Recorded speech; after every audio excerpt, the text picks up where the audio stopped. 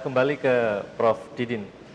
Kalau kita perhatikan tadi Prof. Didin menyinggung Jepang umpamanya ya, ada Jepang lalu kemudian ada beberapa negara Asia yang mereka punya kekuatan budaya bahkan agama.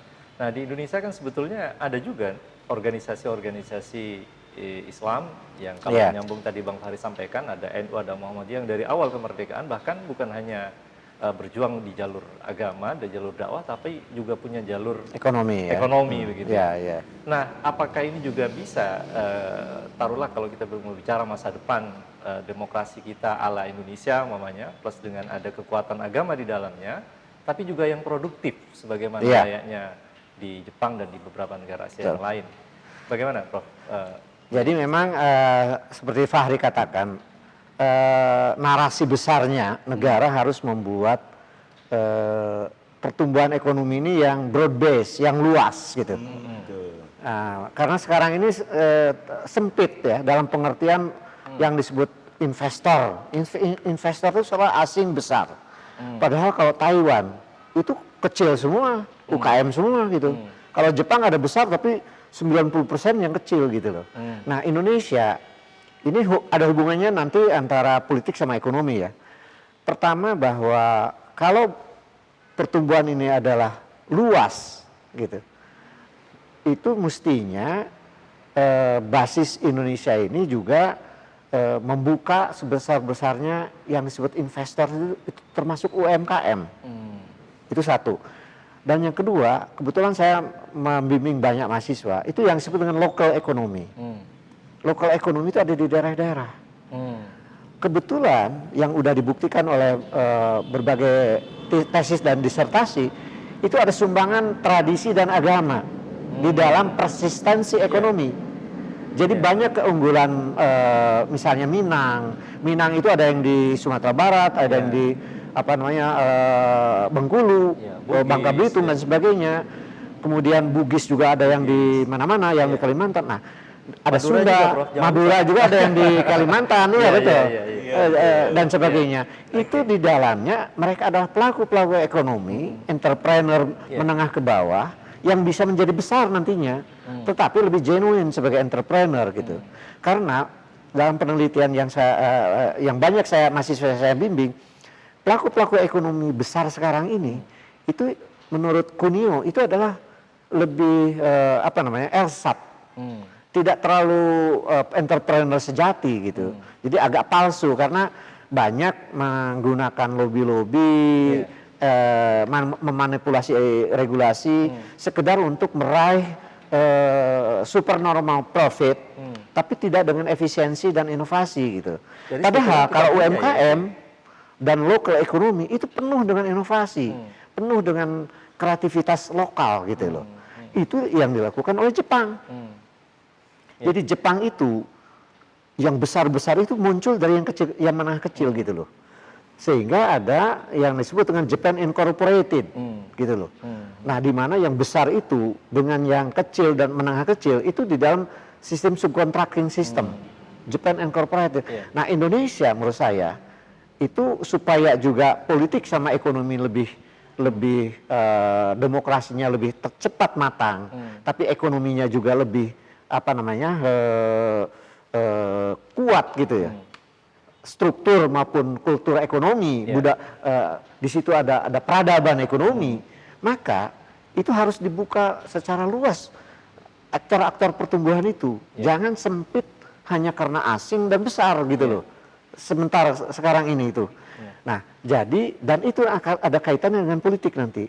Jadi demokrasi itu akan lahir dari partisipasi orang-orang yang mempunyai independensi secara ekonomi. Itu yang disebut dengan middle class kalau di Eropa. Jadi middle class kata World Bank itu kan hanya karena $2, di atas $2 aja. Pendapatan aja. Padahal yang dimaksud dengan kelas menengah secara sosiologis adalah mereka yang lahir secara independen secara ekonominya dan dia menjadi kritis kalau terjadi perubahan yang merugikan rakyat, tetapi menjadi juru bicara oleh pemerintah ketika masyarakat harus bangkit secara ekonomi. Itu yang belum terjadi di Indonesia kalau menurut saya. Jadi sebetulnya wajah demokrasi ala Indonesia itu ya sebetulnya tidak perlu mencari format-format Ya, dari mana-mana. ya, Sebetulnya kita itu sudah bisa bersumber dari iya. dari apa Karena dari begini, keunggulan kita sendiri gitu. demokrasi itu mestinya tidak homogen, tidak monolitik.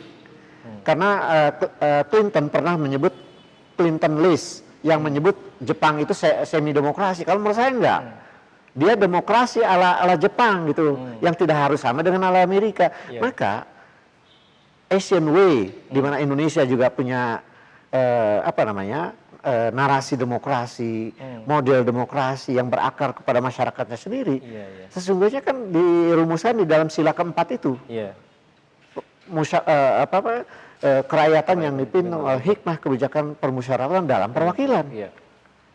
Kan sekarang ini tidak terlalu genuine demokrasi yang ada sekarang Iya. ini. One man, one vote yang kemudian terlalu mahal sehingga menciptakan oligarki politik maupun ekonomi. Demokrasi liberal lah kemudian. Iya, iya. Bukan demokrasi. Bukan liberal sebenarnya. Liberal demokrasi. Bukan liberal demokrasi sebenarnya. Karena ini adalah kalau menurut saya sih transisi demokrasi yang masih berbasis Justru kepada apa namanya perilaku-perilaku yang tidak demokratis malahan. Oke. Baik. Saya tertarik melanjutkan tadi kalau kita mau bicara tentang ini kan kita di sesi hampir terakhir ini, jadi kita ingin lihat ini wajah demokrasi ke depan ini Bang Fahri ya. Wajah demokrasi Indonesia ke depan. Tadi Prof Didin umpamanya menyitir sedikit tentang keunggulan kita, bahwa kita punya ini. Lalu kemudian di sisi yang lain ada sumbatan-sumbatan tadi kalau Bang Fahri sampaikan. Ada sumbatan-sumbatan sehingga kemudian muncullah kekuatan-kekuatan ini. Nah, ini di mana sebetulnya letak permasalahannya itu? Kenapa ya negara kok begitu kaku lalu kemudian dengan melihat yang pihak pertama lain ya, seperti itu? yang pertama negara terlalu kaku itu karena mereka itu tadi negara itu strukturnya ya, struktur politiknya itu horizontal, gitu. Nah, partai-partai politik itu punya pengaruh terhadap kebijakan negara, gitu. Lalu kemudian kekuatan di luar juga punya pengaruh terhadap kebijakan negara. Nah, soalnya adalah space itu tadi, apakah kemudian terbagi secara merata gitu, di dalam struktur horizontal itu. Nah, karena tekanannya adalah kepada demokrasi yang bersifat formalistik tadi, maka yang recognize, gitu, yang diakui itu hanya partai-partai politik top, gitu. Lalu kemudian masyarakat bagaimana gitu, yang mereka mengorganisasikan diri gitu. Itu yang pertama ya. Jadi lebih karena kekagetan gitu, karena melihatnya itu terlalu formalistik terhadap demokrasi gitu. Nah, tetapi yang kedua, sebenarnya kita telah berlangsung mungkin semi revolusi di dalam konteks politik dengan munculnya Jokowi. Gitu. Jokowi itu dia mengalahkan Megawati. Popularitasnya saat itu ya. Padahal Megawati adalah pemilik partai politik, mengalahkan Abu Rizal Bakri, gitu, pengusaha yang secara materi itu mungkin lipat ganda, mengalahkan Prabowo, ya, militer, seorang militer, ya, dengan basis material yang kuat dan punya partai politik, gitu. Lalu kemudian mungkin Surya Paloh, gitu. Media. Bukan hanya media, tetapi juga dia punya partai politik dan punya modal semua. Nah, inilah sebenarnya yang buat saya optimis gitu tentang demokrasi kita itu. Bagaimana mungkin seorang wong cilik gitu ya bisa mimpin. Wong cilik ya, lungguh dingklik, okla aklik kata orang Jawa itu bisa tampil mengalahkan raksasa-raksasa Jakarta. Kalau bukan sistem demokrasi, tidak mungkin gitu. Nah, lalu dengan kemunculan Jokowi itu muncul pula Anies Baswedan, gitu. muncul pula Emil, dua Emil. Ya, Emil pertama di Jawa Barat, yang satu lagi di Jawa Timur. Ya, Jawa Timur. Emil Dardak. Ya. Lalu kemudian muncul pula di Jawa Tengah. Gitu. Siapa namanya Jawa Tengah? Ganjar Pranowo. Ya, Ganjar Pranowo. Gitu. Lalu kemudian muncul kepemimpinan perempuan. Khafifah Indar Parawansa. Nah, jadi ya kalau kita melihat begini, bisa kita gunakan frasa Didin Damanhuri ya, bahwa ini transisi demokrasi. Tetapi transisi demokrasi ini mengarah ya ke sebuah proses konsolidasi yang bagus gitu. Nah, persoalannya adalah kembali kepada persoalan political economy gitu. Nah, political economy ini adalah who owns ya the capital significantly ya, yang secara signifikan itu masih pada sektor private gitu. Sekarang apakah ada jalan keluarnya? Ada, BUMN. Ya. Gitu. BUMN itu dimodernisasikan, dibikin lebih efisien ya. Lalu kemudian dibikin lebih profesional. Sehingga kemudian negara itu punya kaki pada ekonomi untuk melancarkan ya kebijakan-kebijakan ekonomi yang lebih bersifat distributif. Ya. Gitu. Disinilah kemudian ketimpangan kapital itu bisa dikoreksi gitu. Nah, disinilah kemudian pentingnya ya apa yang kita sebut tentang narasi besar ke depan itu gitu. Jadi buat saya tetap optimis. Dulu tidak ada pemimpin-pemimpin muda itu, dan tidak mungkin tampil. Bukankah ini bagian dari proses digitalisasi atau modernisasi sekarang yang muncul dengan media sosial di mana-mana, sehingga kemudian arus besar demokratisasi itu kelihatannya gampang sekali terproliferasi di dalam tidak juga. Jadi kalau kita bicara tentang yang saya sebut tadi ya, misalnya ada Anies Baswedan, ada Emil ya, ada Ganjar Pranowo, ada Khafifah ya. Kita bisa sebut lagi lah kelompok dari luar Jawa itu. Itu mereka adalah highly educated. Gitu. Emil Bandung ya, itu mirip Soekarno. Arsitek.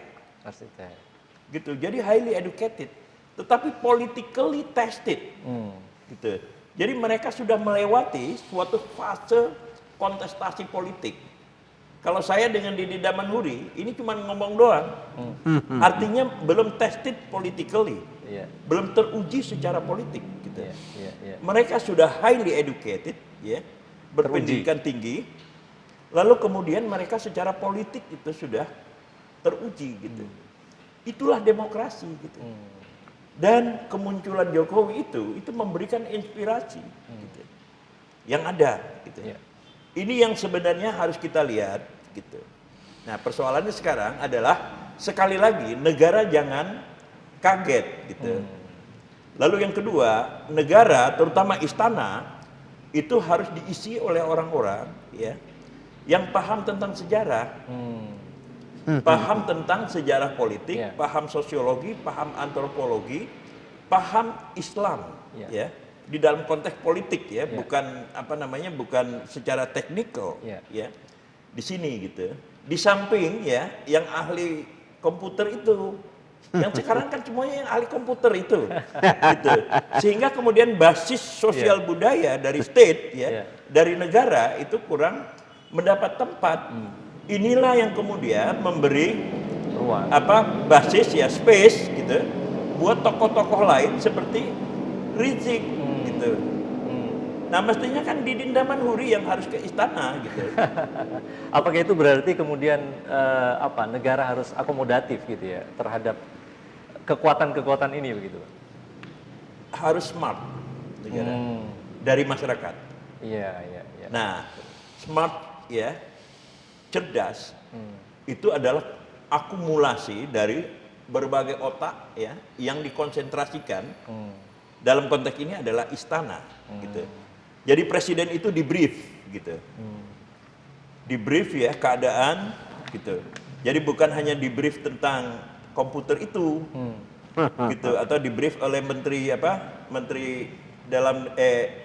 menteri pendidikan misalnya ya, tentang digitalisasi dan segala macam gitu.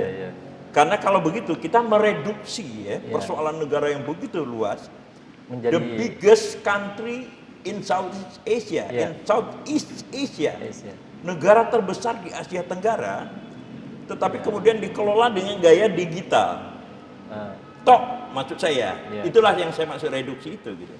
Jadi orang-orang yang punya ya pemahaman non teknikal itu harus masuk gitu dan membrief presiden di dalam konteks ini, karena presiden siapapun juga ya itu kan tidak bisa menguasai semuanya. Tetapi presiden itu harus gitu mau menyerap berbagai pemikiran-pemikiran yang ada gitu. Begitu kira-kira. Baik. Bang Hari, Prof. Didin ini, kalau kita perhatikan tadi umpamanya ada sebetulnya kan kita agama apapun ceritanya di Indonesia khususnya Islam itu kan sangat kuat ya. Kita mengenal ya NU Muhammadiyah dengan kekuatan watak moderasinya, dengan mata Islam yang wasatiyah, katakan Islam yang kuat, Islam yang tengah, lalu kemudian di sisi yang lain ada model tadi kekuatan gerakan-gerakan kritis yang diidentikan dengan kekuatan Islam politik, bahkan sebagian orang mengatakan seperti itu. Nah, apa yang seharusnya ini menyambung tadi apa yang disampaikan oleh Bang Fahri kalau dalam kacamata ekonomi politik, sehingga kekuatan ini yang demikian besar itu menjadi produktif gitu. Apa yang seharusnya negara lakukan? Apakah cukup menyempurnakan dari sekian banyak ahli, khususnya di ahli sejarah, antropologi sebagainya di dalam kekuasaan yang ada hari ini, ataukah ada pendekatan-pendekatan yang lain yang kelihatannya harus dirubah, ada cara atau apa gitu? Sehingga tidak bersih tegang, lalu kemudian kita menjadi tidak produktif gitu. Belum lagi kita dihadapkan pada masalah konsolidasi demokrasi yang belum tuntas. Iya, sebenarnya kalau istilah Nesbit itu, Indonesia harus bagian dari megatrend Asia gitu. Jadi menurut dia ya, Asia itu ada ciri-ciri yang bisa secara kompetisi yang sehat ya, itu bisa mengalahkan Barat. Ya. Mengapa? Karena menurut dia Asia ini ada beberapa ciri. Yang pertama adalah ada yang disebut dengan extended family. Itu basisnya juga agama. Di semua agama-agama itu kan menghargai keluarga dan keluarga besar. Dan keluarga besar, bukan nucleus family, apalagi single parent kayak di Eropa sekarang, yang dominasinya sudah sekitar antara 50-70% di Eropa, sehingga dan di Barat lain di Amerika, karena free sex dan sebagainya kan, ya berbasis sekularisme itu telah menghasilkan keluarga yang hancur menjadi hanya single parent. Dengan anak dua yang bahkan anaknya dititipkan di panti jompo karena dia lakinya entah kemana gitu. Nah itu sudah krisis sebenarnya. Asia ini masih utuh, agama apapun, yang Islam, yang Buddhis, yang Hindu, bahkan yang Kristianisme itu kan kalau di Asia itu kan masih utuh keluarga itu. Nah, mengapa? Salah satunya yang menurut megatrend Asia ini, misalnya ya, kita bicara jaminan sosial. Indonesia kan baru 2014 dilaksanakan, ada BPJS Kesehatan, BPJS Ketenagakerjaan, ada pendidikan, BOS itu. Nah, itu kan negara membiayai ratusan triliun. Padahal keluarga di Asia ini sudah menjadi sistem jaminan sosial yang berbasis informal. Keluarga menjadi sumber mencari pekerjaan baru. Keluarga menjadi sumber solusi kalau terjadi PHK. 98 itu yang menampung orang-orang yang kena PHK itu keluarga. Gitu. Keluarga juga menjadi tempat kembali ketika Idul Fitri, gitu. Dan agama-agama lain juga gitu. Jadi kita harus kembali kepada nilai-nilai sosiologis yang di Asia ini kuat gitu. Dan basisnya agama. Nah Indonesia menurut saya itu masih kuat. Hmm. Keluarga masih kuat, plus yang saya sebut sebagai lokal ekonomi yang berbasis ada di daerah-daerah yang notabene itu dibangun berabad-abad oleh tradisi yang notabene berbasis berakarkan agama gitu. Dan itu lebih kuat apa namanya kegiatan ekonomi mereka. Dan itu kurang tercover ya di dalam BPS dan sebagainya. Karena memang mereka itu banyak yang industri yang dibangun oleh berbasis apa namanya lokal itu apa namanya kelihatannya menengah kecil ya, tetapi nilainya ada yang ratusan M, ada yang triliun dan sebagainya, dan ekspor dan sebagainya. Agama berhasil menjadi sumber inspirasi dan jadi Indonesia menurut saya harus menjadi bagian megatrend Asia di mana tradisi dan agama itu menjadi positif di dalam pembangunan ekonomi gitu loh. Jangan direduksi menjadi basis at all cost mencapai pertumbuhan ekonomi yang tinggi dengan mereduksi nilai-nilai yang ada dalam masyarakat gitu. Tradisi dan agama dalam masyarakat gitu loh. Nah, disinilah nanti politik sama ekonomi akan bertemu. Jadi secara politik maka kita juga akan menimbulkan sebuah kebutuhan partisipasi, kebutuhan apa namanya tidak direduksi hanya sekedar politik dibiayai oleh kalangan-kalangan investor gitu, tapi politik yang membutuhkan dukungan masyarakat gitu. Sehingga nanti puncaknya elit-elit yang terpilih itu adalah elit-elit yang memang berasal dari masyarakat, yang memang punya tradisi dan agama gitu loh. Nah, ekonomi adalah juga dibangun oleh pelaku-pelaku ekonomi yang memang bukan instan gitu loh. Yang instan tiba-tiba besar, tidak dibangun oleh efisiensi, inovasi, kreativitas, entrepreneurship. Yang Cuneo itu sudah bagus mengatakan tidak ersat entrepreneurial, tidak palsu, tapi harus genuine entrepreneurial. Dan genuine entrepreneurial ada di UMKM, dan mereka bisa jadi besar. Nah, tapi pertanyaannya gini mungkin secara teknis, bagaimana yang sudah besar sekarang? Nggak apa-apa, tapi negara mewajibkan mereka supaya modal yang sudah mereka kuasai menjadi produktif dengan hilirisasi, dengan menjadi pemain industri, bukan menjadi pemain spekulasi seperti sekarang. Nah, jadi di situ saya kira kita butuhnya reform yang kedua menurut saya. Reform yang kedua, politik maupun ekonomi menurut saya. Di mana tadi Indonesia harus menjadi megatrend Asia, bukan sekedar direduksi menjadi bagian apa namanya ekspansi dari investor-investor yang belum tentu menjadi kebutuhan masyarakat gitu loh. Very good. Oke.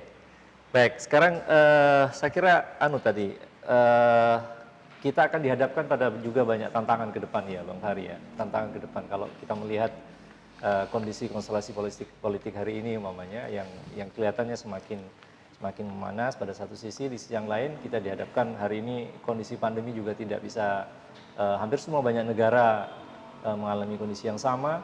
Nah, kira-kira tantangan khususnya ini tantangan pembangunan demokrasi di Indonesia plus dengan biar tadi kata Prof Didin melahirkan sebuah kekuatan yang produktif dan tidak kemudian menjadi destruktif, apalagi destruktif begitu. Apa kira-kira tantangan yang kita hadapi ke depan agar negara bisa istilahnya tadi tidak melahirkan kemudian kekuatan di luar yang jadi kita bersama-sama bisa melakukan integrasi begitu untuk membangun negara ini? Saya kira kalau misalnya untuk setahun 2 tahun ke depan ya, atau taruhlah sampai tahun 2024 ya, sampai tahun 2024 itu yang harus dilakukan oleh negara sebenarnya sederhana. Dia menyerap anak-anak terbaik bangsa ya untuk memberikan pandangan kepada presiden gitu, memberikan pandangan kepada presiden bagaimana merespons ya perubahan-perubahan yang bersifat non teknikal yang berlangsung ya di dalam dunia simbolik ataupun di dunia real politik gitu, ataupun yang merupakan reproduksi dari aspek politik ekonomi Indonesia gitu. Dan apa yang lahir sekarang ini, yang lahir apa namanya, kita lihat berapa bulan lalu ya, atau mulai bulan ini deh, September tahun 2019 ya, 2000 benar ya, 2019 ya, sekarang 2020 ya. September 2019 ya, ketika gerakan masif ya, melawan kebijakan negara melemahkan KPK misalnya, itu kan berlangsung masif sekali kan, seluruh Indonesia berlangsung. Lalu kemudian ini undang-undang omnibus ya, juga seperti itu. Gitu. Nah kemudian ditambah dengan munculnya misalnya Rizik ya, sebagai sebuah fenomena sosial politik yang ada gitu. Lalu kemudian penanganannya itu bersifat konvensional gitu. Nah jadi tantangan yang kita lihat kemudian adalah bahwa apa yang terjadi sekarang ini itu membentuk ya sebuah platform ekspresi politik yang ada. Nah yang diperlukan oleh apa namanya presiden harus diantisipasi oleh negara gitu, bahwa ini kemudian akan bersifat recurrent gitu, akan bersifat berulang gitu.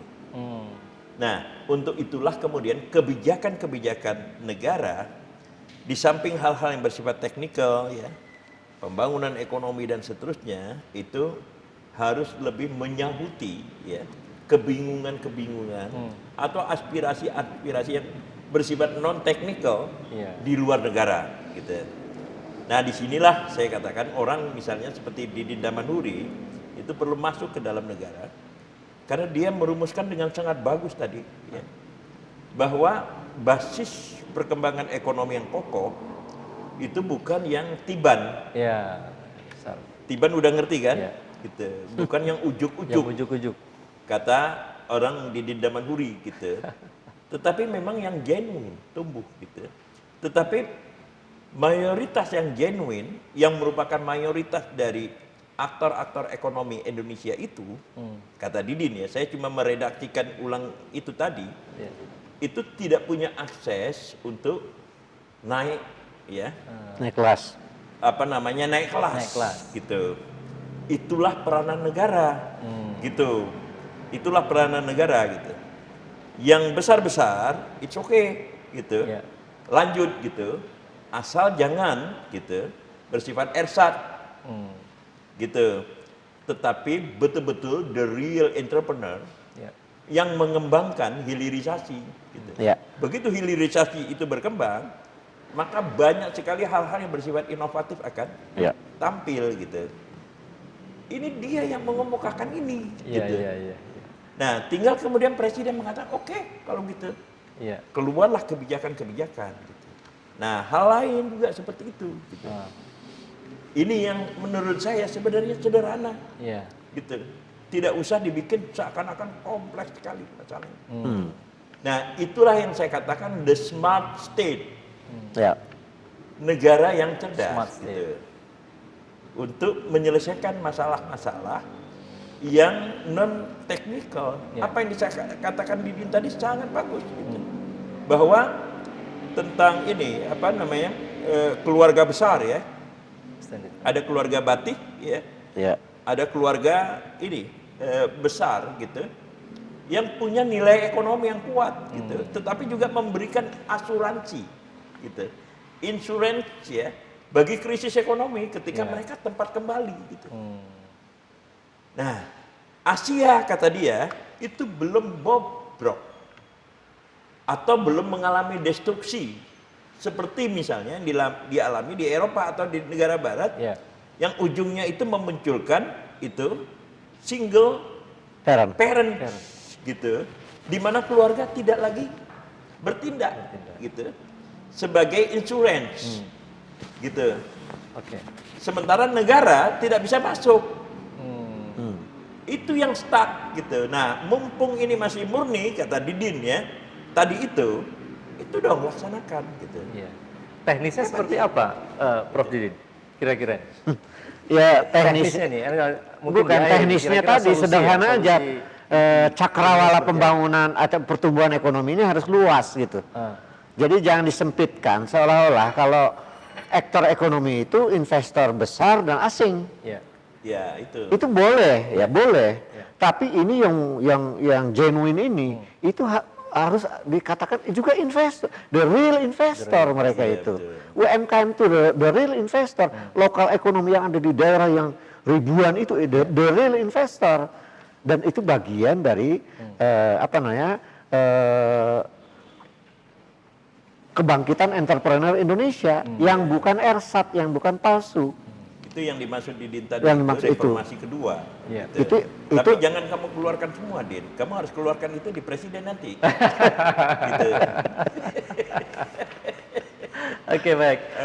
Terakhir ini, Bang Fahri. Ya. Kira-kira nih, apa masa depan ya, masa depan demokrasi kita ini seperti apa? Seperti Will apa be Bang, okay. kira-kira, Bang? Will be okay. Oke. Tadi saya katakan Yang- itu transisinya itu ya. Iya. Seperti itu portioning ya, saya Oke. sekarang ingat ya. Oke. Jadi dari gigi berapa? Gigi 1, 1, 2, langsung ke tiga. gigi 3 gitu. Nah, sekarang itu mulai diturunkan ke gigi 2. Kayak gitu dulu, pelan-pelan. Nah, jadi polanya itu ya, ada wong cilik bisa tampil Ya. ke depan. Itu polanya. Nggak dengan masa depan apa dengan kondisi partai Iya, yang seperti iya, sekarang itu dia masih yang saya memungkinkan katakan. itu terjadi itu. Iya, ini yang sedang saya uraikan. Wong cilik bisa tampil, Jokowi, tetapi bersamaan dengan itu muncul pula ya di educated people yang tested politically, gitu. Pada saat yang sama partai-partai tidak ada yang punya calon, Ya. gitu. Jadi mau tidak mau mereka itu kemudian akan mencari, gitu. Seperti misalnya aksi dari Surya Paloh misalnya ya, mendekati Anies, mendekati Ridwan Ya, Kamil, mendekati Khofifah. Khafifah Indar Parawansa misalnya dan seterusnya, Iya, ya, iya. untuk itu gitu. Jadi sebenarnya partai pun, Rekrutmen ya, dia juga ya, melakukan rekrutmen bukan kepemimpinan rekrutmen, dia nasional, mencari kaderisasi. pemimpin di atas Iya. untuk presiden maksudnya ini. Nah, sementara partai-partai politik juga menyadari mereka tidak punya calon. Stok yang terbatas. Nah, mereka harus belanja keluar, gitu. Nah, jadi pada partai politik pun kemudian itu akan terjadi internal reformation, Ya. internal political reformation pada mereka gitu. Setuju. Kalau saya sih sebenarnya optimis, Ya. syaratnya cuma satu, masukkan Didin ke istana itu aja. Oke, baik. Terakhir mungkin Prof. Didin, kalau sekali lagi kita menginginkan agar konsolidasi demokrasi Indonesia itu segera menemukan bentuknya begitu ya. Kita tidak berkiblat kepada demokrasi barat yang demikian liberal mungkin juga bukan, tapi juga ada ada budaya di dalamnya seperti gaya khas Asia mungkin ya, atau Jepang yang lebih cocok dengan Indonesia. Nah, apa ini yang harusnya segera dilakukan atau yang perlu segera dilakukan oleh pemerintah ya, oleh negara, khususnya termasuk juga menumbuhkan yang kecil dan juga kelompok tadi yang Bang Fahri sampaikan di luar yang kira-kira kemudian melahirkan kebuntuan. Apa yang Saya harus meluruskan Fahri aja bahwa Harus sekarang masuk ini istana, the real political power itu sekarang ini ada di gubernur-gubernur yang sukses gitu. gitu. Jadi nanti saya setuju banget nih. Jadi menjadi sederhana reform itu. Jadi the second reform di Indonesia ini akan muncul nanti bahwa gubernur sukses inilah yang akan menjadi the number one gitu. Nah, jadi reform from the top gitu loh. Kalau ini mereka jadi yang genuine dan tested politically dan kemudian mereka menjadi pemimpin yang lebih broad base ya, politically, economically dan sebagainya, dan mereka paham tentang kekuatan ekonomi rakyat yang bisa dikombinasikan dengan yang besar-besar, tetapi menjadi genuine entrepreneur. Mereka ini yang tested politically itu, yang gubernur-gubernur sukses itu. Karena Saya punya mereka kepercayaan. kan juga bukan dari orang partai ya. Iya, ya orang partai juga, Iya. orang partai juga. Cuman bukan bukan pemilik partai lah, bukan pemilik partai. Jadi kalau mereka itu menjadi penentu politik masa depan, saya juga optimis. Karena nanti reform political yang legally itu akan terjadi juga. Mengapa? Karena ini sudah dipilih nih, akan mencari relevansi bagaimana regulasi yang memunculkan genuine political leader ini, yang tidak ditentukan oleh besarnya investasi uang yang harus memenangkan mereka dan sebagainya. Saya percaya itu. Nah, di Amerika kan juga sudah lama ini gubernur yang sukses menjadi presiden. Saya kira di Indonesia akan terjadi di 2024 saya kira. Dan itu akan mempercepat konsolidasi demokrasi kalau demikian kalau menurut saya. Baik. Dan sudah banyak sebetulnya yang sudah digoda dengan seperti itu. Umpamanya hasil survei terbaru mengatakan, umpamanya contoh ya, Pak Ganjar punya elektabilitas yang tinggi gitu ya dibandingkan dengan yang lain begitu. Oke lah, itu polling pendapat yang karena ada beberapa bukan ada beda-beda juga. Tapi intinya kalau mau di absen ya di presence itu ada Ridwan Kamil, ada Anies Baswedan, ada Ganjar Pranowo, ada Indra Parawansa. Itu ada gubernur-gubernur yang memang tested politically. Jadi jangan direduksi pada satu orang. Betul. Katanya mau ini tentang masa depan demokrasi kan? Iya betul. Betul. Oke ya. Oke baik, saya kira perbincangan yang sangat menarik dan lengkap. Kita tadi bicara tentang demokrasi dan kelompok-kelompok sosial serta tantangan politik ekonomi ini kita sudah bicara, dan tadi banyak hal sebetulnya. Semoga apa yang solusi-solusi tadi yang sudah disampaikan, pandangan Bang Fahri, Pak Prof Didin, bisa didengar oleh para pembuat kebijakan sehingga kita berharap ke depan wajah demokrasi kita semakin mapan, semakin baik, dan tentu konsolidasi demokrasi itu segera menemukan bentuknya dan melahirkan produktivitas buat pembangunan ekonomi nasional. Amin. Terima kasih Bang Fahri, terima kasih Prof Didin atas kehadirannya.